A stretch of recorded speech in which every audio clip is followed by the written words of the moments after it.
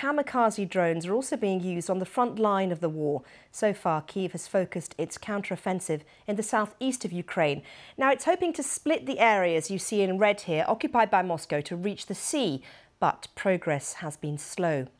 Whereas in the northeast of the Ukraine, Russia itself is pushing forward towards Kupiansk and Lyman. Our correspondent Quentin Somerville reports now from the Eastern Front, where he spent the last few weeks speaking to Ukrainian soldiers and civilians who are being bombarded by Russian artillery. The battle on Ukraine's Eastern Front has reawakened. It's in these fields and trenches that the conflict now burns at its hottest, Ukraine says. There's been a lot of Russian activity in this area over the past couple of days.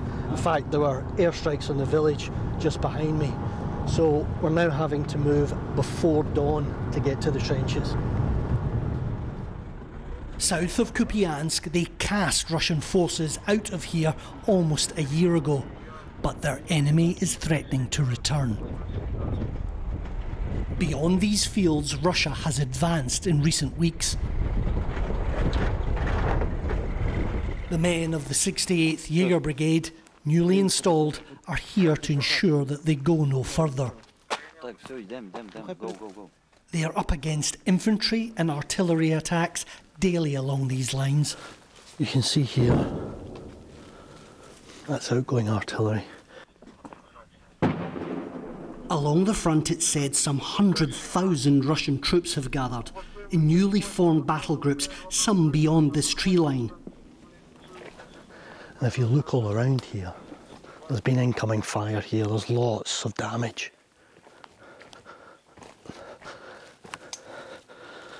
So there's plenty of trench positions to take cover in. It's easy to forget with so much focus on the counter-offensive in the south of Ukraine that there are vicious battles going on here in the east and the north. In the south are making progress bit by bit, but here in the east it's Russia that's advancing.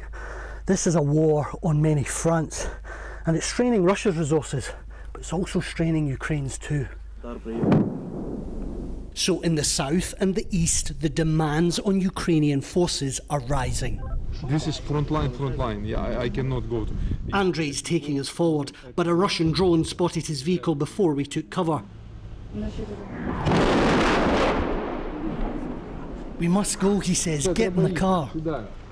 A dozen shells land in as many minutes.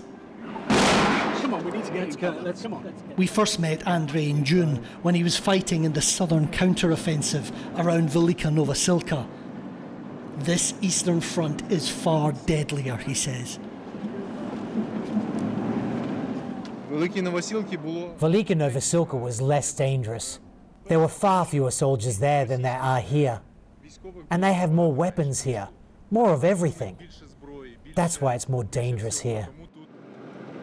Its gains are modest, but from Kupiansk to Lyman further south, Russia is resurgent. And in the Serebryansky forest, it's especially fierce. We're heading deep into this forest. There's been a lot of fighting here. This is artillery strike this morning, maybe a couple hours ago.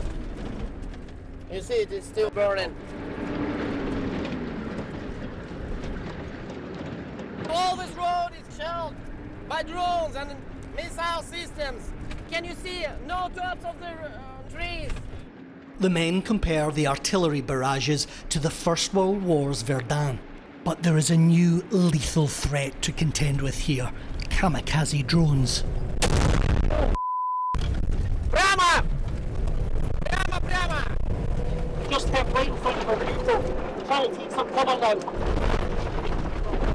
The gunner has fallen inside. Prямо, prямо!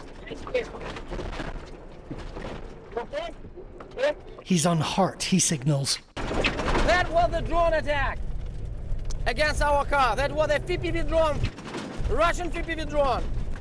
So they saw us, they sent a FPV drone, and now they are seeking us and hunting us. So we need to go faster, and we're just a couple hundred meters from our position. Разворачивай. The drones work in pairs. A surveillance drone is still up above, so they get off the road. So we've had to stop going forward. The danger here is, the deeper you get into the forest, cover doesn't get better.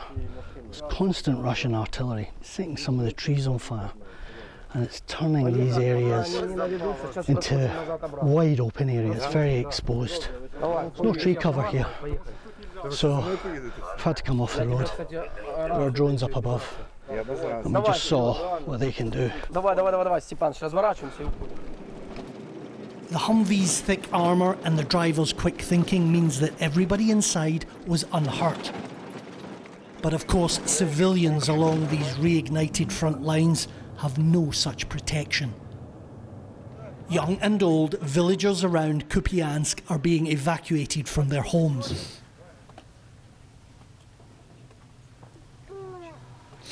They are now in range of Russian guns, and Russia doesn't discriminate. Last year, they endured 6 months of occupation here. They refused to again. Once more on the Eastern Front, the advance of Russian guns is casting Ukrainian families apart. Victor gives his family a final hug before they separate.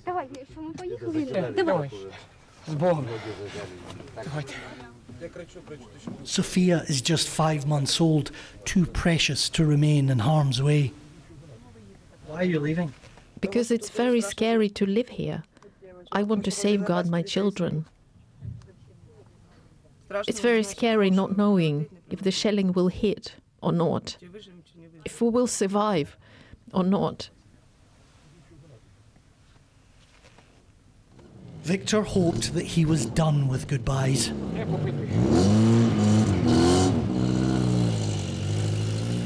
But as Russia advances, he's once again left praying that he'll see his family again.